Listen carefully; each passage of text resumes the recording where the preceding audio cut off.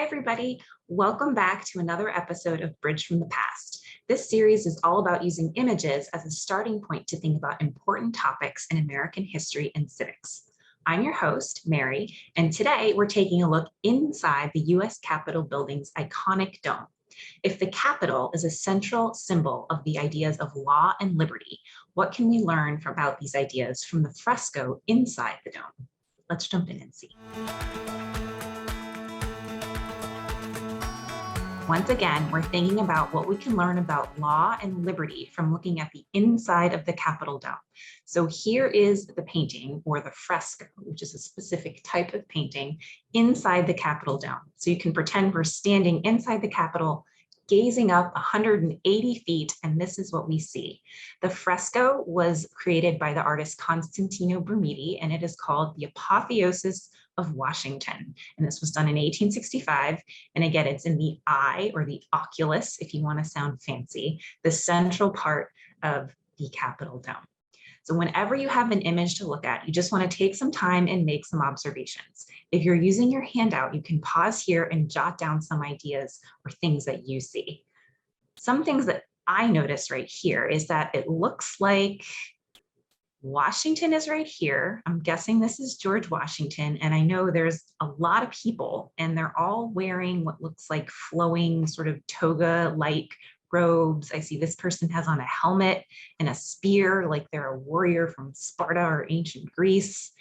And so there's a lot of people, and I think that's Washington, but I'm not really sure. So I might have a question about who these people are and what this is supposed to be. I see 6 people around the bottom here. Under George Washington, there is a person to the left and the right of Washington. One looks like she has a sword, one has some sort of horn, and then if I count all these people around him here, there's 13 of them in a circle around George Washington. So there's a lot of people. It looks like they're in the sky. I can see a rainbow, I can see clouds, so I'm not sure where they're supposed to be. And I don't know, there's a lot going on here. So I have a lot of questions, and let's see if we can take a closer look and figure out what all of this is supposed to mean. So once again, we're inside the Capitol dome. So we're standing here looking up into the eye, or the oculus of the dome, and we see this painting. So it's kind of hard to get a sense of the scale from looking at the picture, but it's up 180 feet and the picture is over 4,600 square feet. So it's a really big picture. It's got some really big ideas here. And here we're going to zoom in on, here he is, George Washington himself. So the title is The Apotheosis of Washington. And that's a big word that means to glorify something as an ideal or to elevate to the status of a god.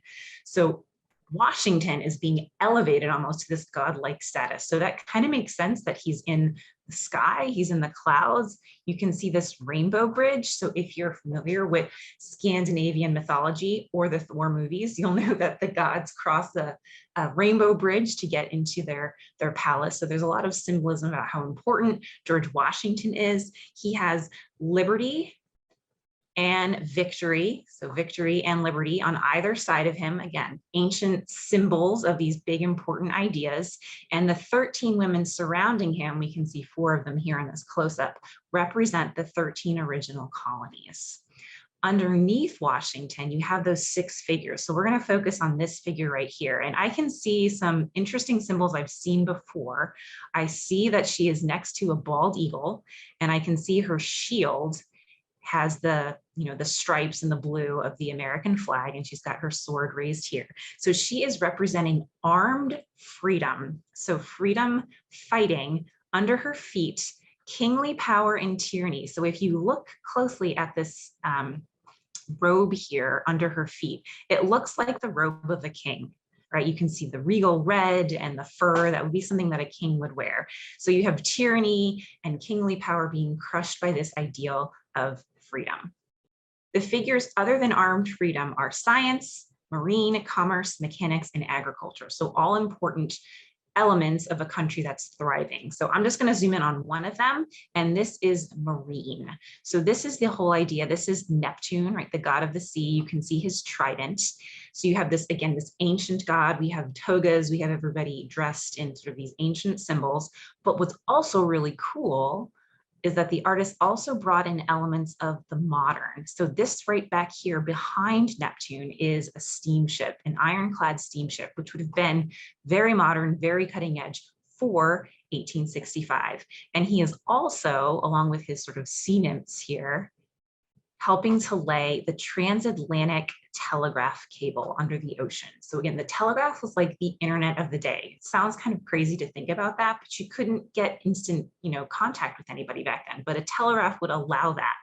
So again, this was important blending of the modern and the ancient. And that's really important symbolism too. If you have all these ideas of something that's thriving with science, agriculture, industry, it's timeless, it's ancient, it's modern, it's all of these things that you'd hope the new country would be. We started by asking about the symbolism of law and liberty inside the Capitol dome. And we learned a lot about the rich symbolism. And again, I just touched on the tip of the iceberg. There's so much more to the story, and now I'm going to turn it over to you.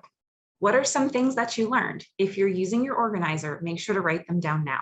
And what do you still want to know? I'd love to hear from you on your thoughts of law and liberty and inside the Capitol dome, or just the ideas in and of themselves. Be sure to like this video and subscribe to our channel if you learned something. We'll be back again soon with more pictures to help us think about these important topics in American history and civics.